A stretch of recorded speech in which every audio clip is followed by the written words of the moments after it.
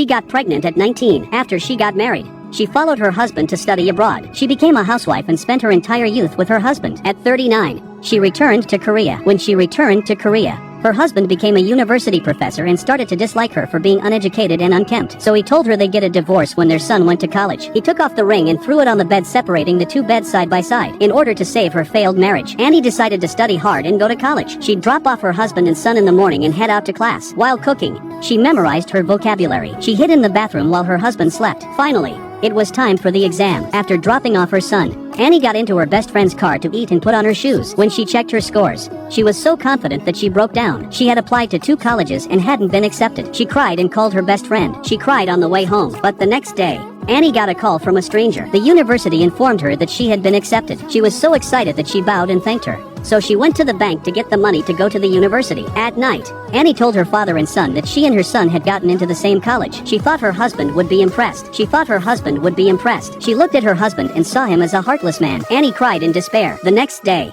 Annie came to the hospital to get her test results. The doctor told her that her pancreatic cancer was terminal and she only had 6 months to live. She sat in front of a bus stop and cried. The thief stole her cell phone without even realizing it. She spent her entire youth for nothing. She tried to tell her son that she was terminally ill, but he looked disgusted and warned her to try school. Annie sat in her chair feeling like a failure in her life. She hadn't succeeded in keeping her husband. Annie demanded that the school refund her tuition. On the way to school, the college students were dancing with a youthful air. Annie suddenly remembered that when she was young, she was also the school's most popular girl and danced like an elf. She didn't want to give up her only chance to go to college, but she wanted to spend her last days enjoying college life.